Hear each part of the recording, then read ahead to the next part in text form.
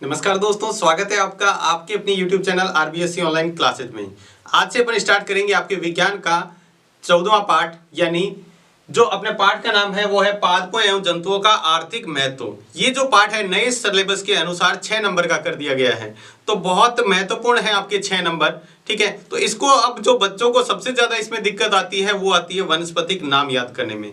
तो मैं पहले ही चैप्टर स्टार्ट करने से पहले ही बता देता हूं, अगर आप इस वीडियो को पूरा देखोगे तो निश्चित तौर पे आपको जो वनस्पतिक नाम है आज के बाद आप कभी नहीं भूलने वाले हो। इस तरह से आपको बताएंगे, बहुत ही आसान सी ट्रिकों से बताएंगे, जिस ट्रिक से अगर आपने याद कर लिया तो आप कभी भी इसका वनस्पतिक नाम नहीं भूलेंगे। हाँ, और सभी के नामों के जो बात करेंगे, सभी की ट्रिक ऐसी बना रखी है बिल्कुल आसान सी भाषा में, ताकि आपको वो ट्रिक आसानी से याद रहे और उसका वनस्पतिक नाम भी आप आसानी से याद रख सकें। तो उससे पहले अपन चैप्टर को पहले अच्छी तरह समझ लेते हैं, फिर उसके बाद में बात करेंगे अपन उनके वनस्पतिक नामों के बारे में। तो देखो, चैप्टर के अंदर अपने को पढ़ना है पादपों एवं जंतुओं का आर्थिक महत्व, यानी पादपों अपने आर्थिक महत्व के लिए कौन कौन से पादप महत्वपूर्ण है, और वही जंतु।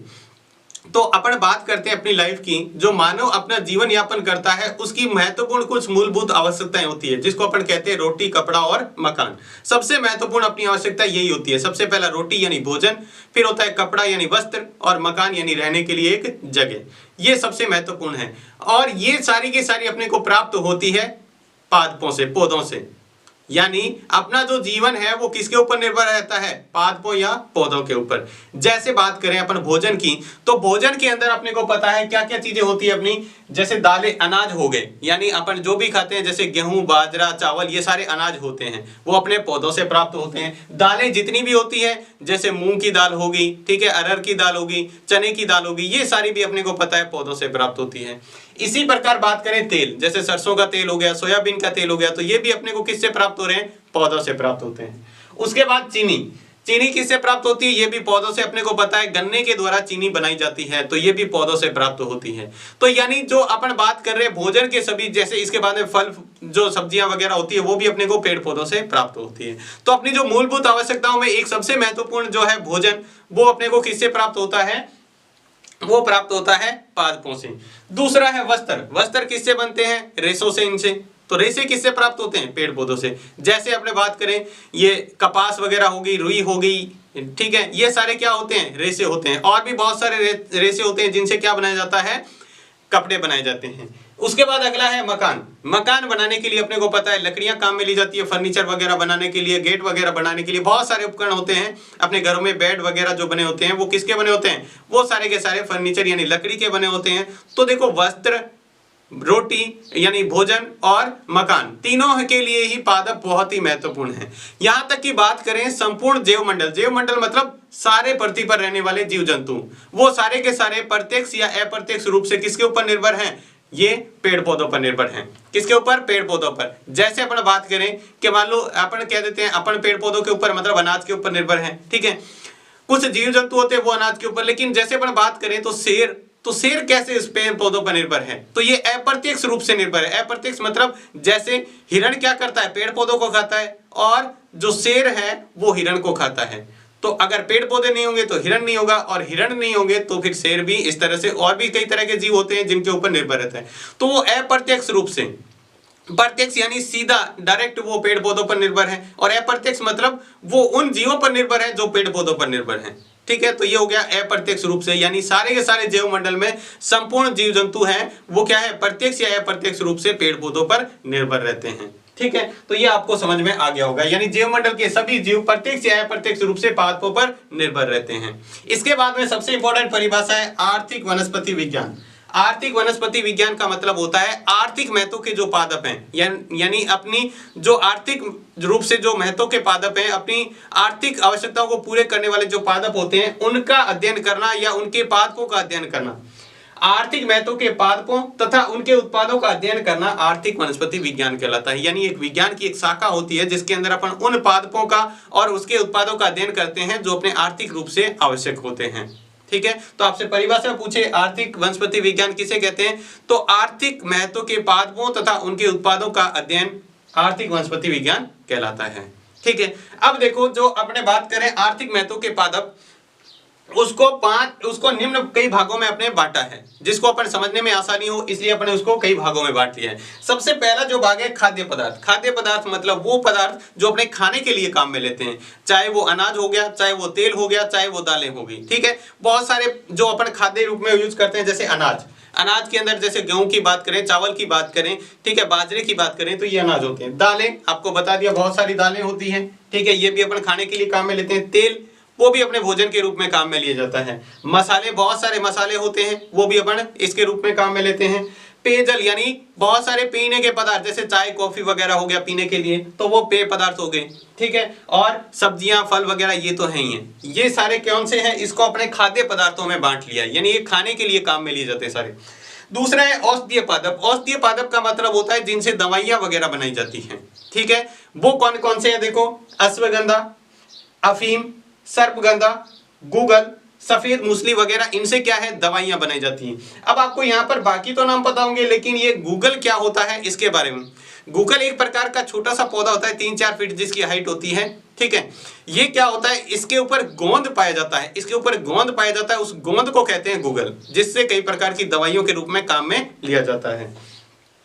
उसके बाद अगला लास्ट है इमारती काष्ठ एवं रेशे संबंधी पादप। यानी इमारती काष्ठ मतलब जिन लकड़ियों से अपने क्या करते हैं, फर्नीचर वगैरह बनाने के लिए काम में लेते हैं, और साथ में वे रेशे वाले संबंधित जो पादप हैं, जैसे सागवान से अपने क्या है, घरों में बहुत तरह के फर्नीचर बनाए, जैसे दरवाजा वगैरह हो गया, ठीक है, बेड वगैरह हो गए। वहीं शीशम का पौधा होता है, उससे भी बनाए जाते हैं। रोइडे का पौधा होता है, जो अपने राजस्थान का राज्य फूल जो जिससे प्राप्त होता है वो रोइडा होता है, और उसी से ये प्राप्त होता है। लकड़ियों से कई तरह के फर्नीचर बनाए जाते हैं। खेजड़ी से भी बनाए जाते हैं, खेजड़ी की लकड़ी से भी बनाए जाते हैं।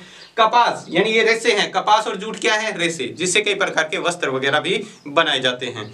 तो ये थे जो आर्थिक महत्व के पादपों को इस 3 भागों में महत्वपूर्ण बांटा है। पहले खाद्य पदार्थ जो खाने के लिए काम में लिए जाते हैं, उन पदार्थों को सभी को खाद्य पदार्थ कहते हैं।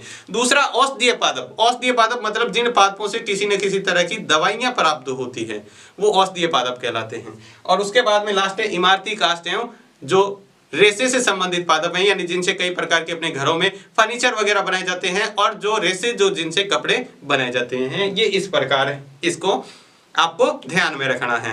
अब इसके बारे में अपन फिर अलग अलग एक एक डिटेल में बात करेंगे, जिसमें अपने अनाज के बारे में पढ़ेंगे, कौन कौन से अनाज महत्वपूर्ण हैं, दालें कौन कौन सी है महत्वपूर्ण, तेल कौन से हैं, मसाले, इनके बारे में अपन आगे बात करेंगे। और साथ में ही अब आगे बात करेंगे अपन जो इनके वनस्पतिक नाम है और उसकी ट्रिक के बारे में। तो बहुत ध्यान से वीडियो को पूरा देखिएगा, अगर आपको उनको वनस्पतिक नाम बहुत ही अच्छी तरीके से याद करने हैं तो इसके बाद अपन आगे देखते हैं जो सबसे पहला जो अपने पढ़ा था खाद्य संबंधी जो पादप थे उसके बारे में। जो खाद्य संबंधी पादप हमने पढ़ा था अनाज, ठीक है, उसके बाद दालें, तेल, इसके बारे में। तो उसके बारे में अपन बात करते हैं। सबसे पहले खाद्य संबंधी जो पादप हैं, आपको पता है खाद्य संबंधी पादप, अपन खाद्य संबंधी पादप क्यों करते हैं, यानी सभी जीवों के लिए क्या है, ऊर्जा प्राप्त करने के लिए भोजन की आवश्यकता होती है। ठीक है, अपने भोजन से क्या मिलती है, हमें ऊर्जा मिलती है।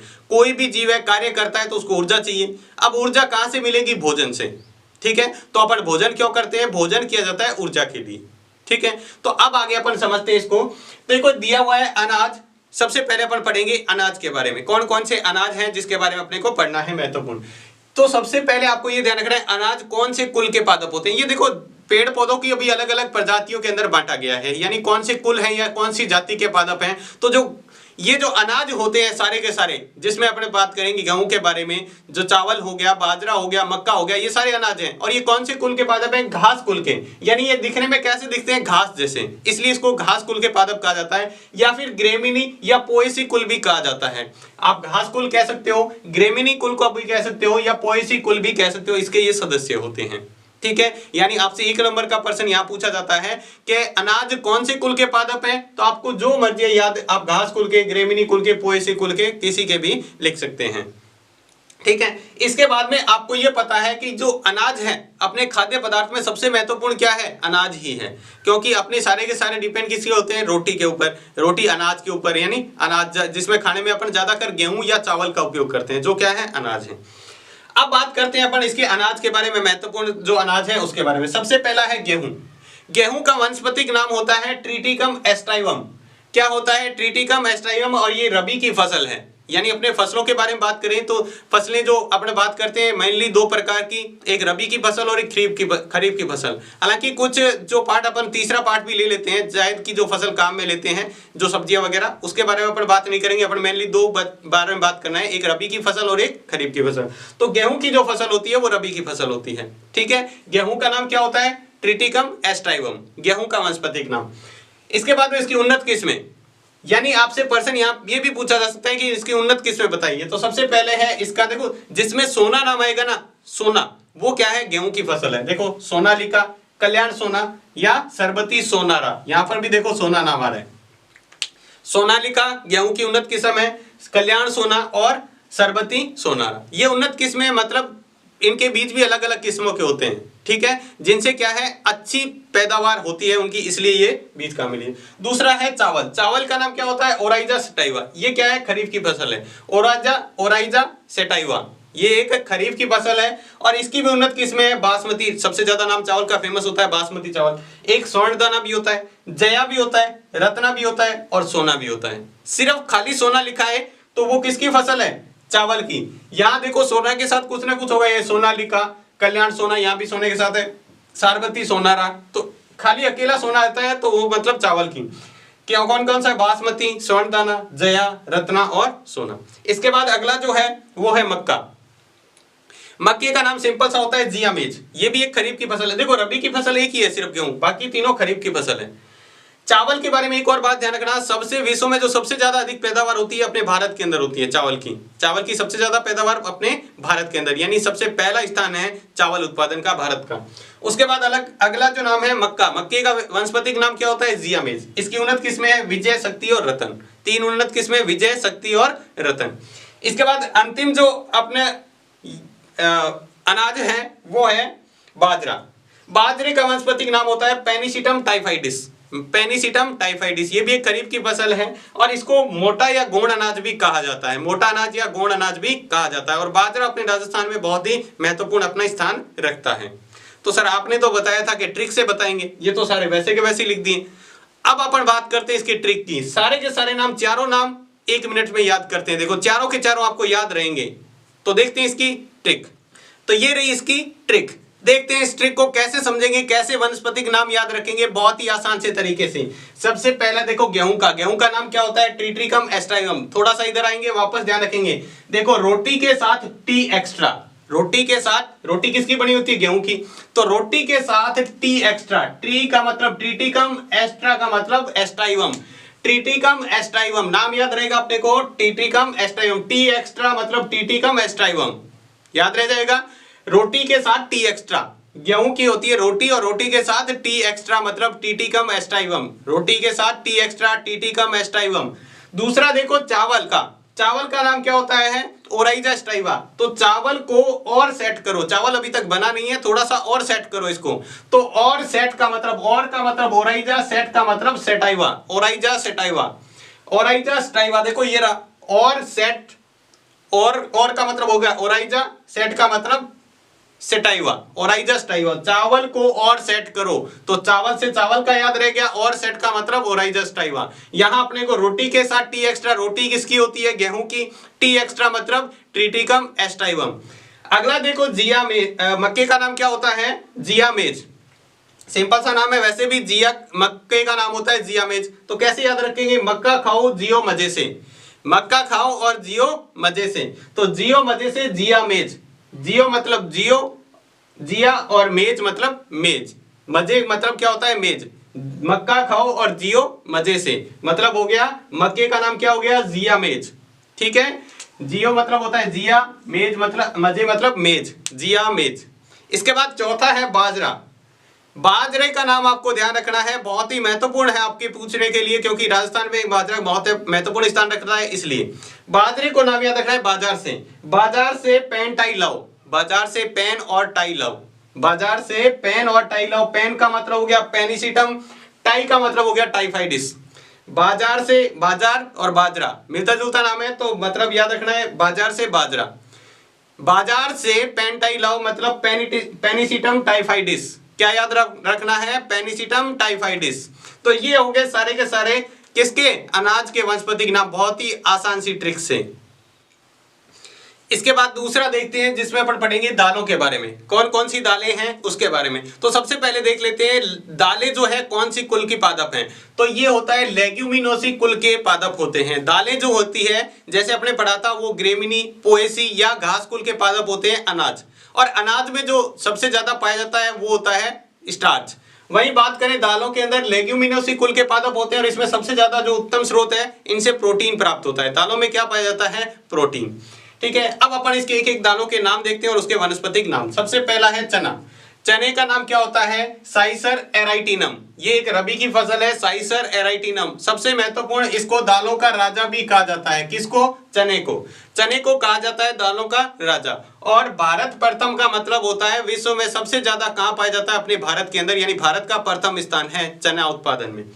दूसरा होता है अरहर। अरहर का नाम क्या होता है? केजिनस केजन। अरहर की जो दाल है उसका वनस्पतिक नाम केजिनस केजन होता है। तीसरा है मटर। अब मटर आपको अच्छी तरह याद रखना है क्योंकि मटर का जो नाम है वो तीसरे पाठ में भी है, अनुवांशिकी वाले में, और यहाँ भी है। तो मटर का जो नाम होता है पाइसम सेटाइवम, जो वनस्पतिक नाम होता है पाइसम सेटाइवम। उसके बाद मूंगफली। तो आप कहेंगे सर मूंगफली क्या दालों के अंदर आती है? दाल उनको कहा जाता है जिनको अपन दो टुकड़े आराम से कर सकते हैं, बीच में से जिसके दो भाग किए जा सकते हैं। ठीक है, तो मूंगफली के भी ऐसे होते हैं, लगभग सभी दालों में ऐसा ही होता है। इसका नाम होता है एरेकिस हाइपोजिया। मूंगफली का जो वनस्पतिक नाम होता है एरेकिस हाइपोजिया, और ये भी भारत में प्रथम यानी विश्व में सबसे ज्यादा मूंगफली अपने भारत के अंदर होती है। इसके बाद में पांचवा जो नाम है सोयाबीन। सोयाबीन बहुत ही महत्वपूर्ण है। इसका नाम होता है ग्लाइसिन मैक्स। इसका वनस्पतिक नाम होता है ग्लाइसिन मैक्स, और ये क्या है? सर्वाधिक प्रोटीन का स्रोत होता है। यानी आपसे पूछे सर्वाधिक प्रोटीन किसके अंदर पाया जाता है, तो सोयाबीन के अंदर पाया जाता है। अब देखते हैं इसकी ट्रिक। तो ये है इनकी ट्रिक। तो देखते हैं इसको ट्रिक से। सबसे पहला नाम था अपना चना। चने का नाम क्या होता है? साइसर एराइटिनम। तो देखो यहाँ चने को नाम रखना है साइंस, और अपने नाम सुनते ही साइंस से कुछ बच्चे इतने डरते हैं कि साइंस और ऐसा नाम सुनता है, तो अपने को ऐसा ही याद रखना है। चने को नाम याद रखना है साइंस से अर मतलब साइसर एराइटिनम। साइंस से हो गया साइंसर और अर से हो गया एराइटिनम। देखो यहाँ पर है साइसर एराइटिनम। ठीक है, दूसरा जो नाम है वो था अरर का। अरर मतलब के। कोई कहता है ना अरर के। तो अरर को याद रखना है के से, केजिनस केजन। अरर के केजिनस केजन। ठीक है, उसके बाद है मटर। अब मटर का नाम याद रखना है। मटर अपने तीसरे पाठ में पढ़ा था, और तीसरे पाठ में किसने का था? जो किसका था? मेंडल का पाठ। और मेंडल क्या रखता था? हमेशा टाई लगा कर रखता था। ठीक है, तो उसने क्या किया? अपने को नाम याद रखना है मटर। मटर क्या याद रखना है? पाई से टाई। मटर क्या हुआ? पाई से टाई, यानी पाई से टाई आपको याद रखना है। मटर के लिए पाई का मतलब हो गया, ये रहा देखो, पाइसम सेटाई मतलब सेटाइवम। पाइसम सेटाइवम, पाई से हो गया पाइसम, सेटाई मतलब सेटाइवम, पाइसम सेटाइवम। मटर पाई से टाई, क्या याद रखना है? पाई से टाई। इसके बाद अगला है चौथा मूंगफली। अब मूंगफली क्या है? पहले तो बात है ये दालों में अपने वैसे तो नॉर्मली मानते नहीं है, तो मूंगफली का नाम भी सुनते ही अपना क्या हो जाता है, थोड़ा सा जो मुंह का एक्सप्रेशन है वो चेंज हो जाता है कि मूंगफली दाल होती है। अरे ये तो हाई पोज कर रहा है, ये अपने पोज दिखा रहा है, तो अपने को क्या रखना है? अरे हाई पोज। हाई पोज नहीं है, अपने क्या नॉर्मल पोज रखना है, तो हाई पोज। मूंगफली का नाम है अरे मतलब एरेकिस। अरे का मतलब अरेकिस हाइपोजिया। अरेकिस हाइपोजिया मूंगफली का वैज्ञानिक नाम। अरे हाइपोज, मूंगफली को ना याद रखना है अरे हाइपोज से, तो फिर क्या हो जाएगा? एरेकिस हाइपोजिया। एरेकिस हाइपोजिया। और लास्ट है सोयाबीन। सोयाबीन, सोयाबीन के नाम से पहले अपने एक टीवी पर चैनल आता है मैक्स, तो अपन किसी को क्या कहेंगे? अगर अच्छी पिक्चर आ गई है तो कहेंगे लगाई मैक्स, मतलब मैक्स लगाओ। सेट मैक्स जो चैनल आता है या सिर्फ मैक्स आता है उसको कहते हैं लगाओ। तो आपको क्या लगना है? लगाई मैक्स, या इसे याद रखना है गलाई मैक्स, ग्लाइसिन मैक्स। क्या याद रखना है? लगाई से याद रखना है गलाई सीन मैक्स। अच्छा सा सीन देखना है अपने को पिक्चर का, तो क्या लगेंगे? Glycine max. ठीक है, तो पूरा नाम याद रखना है लगाई मैक्स से ग्लाइसिन मैक्स। ये थे इसके ट्रिक से नाम। तो आज की क्लास में बस इतना ही, जिसमें अपने बात किया था कोई अनाज के महत्वपूर्ण जो वनस्पतिक नाम थे उनको ट्रिक से समझा, और जो दाने थी उनके भी वनस्पतिक नाम को ट्रिक से समझा है। आगे भी अपन चैप्टर के जो सभी वनस्पतिक नाम है उन सभी को अपन ट्रिक से समझेंगे, ताकि आपको ये आसानी से याद हो जाए। बच्चों को सबसे ज्यादा प्रॉब्लम इसी में आ रही है कि सर इसकी कोई ट्रिक बताइए, तो ये जो ट्रिक है मैंने बनाई है सिर्फ आपके लिए, ताकि आपको इसके जो वनस्पतिक नाम है वो आसानी से याद हो सके। तो आज की क्लास आपको कैसी लगी हमें कमेंट बॉक्स में लिखकर आपको जरूर बताना है। अगर आपको ये ट्रिक अच्छी लगी है तो इस वीडियो को जरूर लाइक करना है, और चैनल को अभी तक सब्सक्राइब नहीं किया तो चैनल को सब्सक्राइब जरूर करना है। तो आज की क्लास में बस इतना ही, धन्यवाद।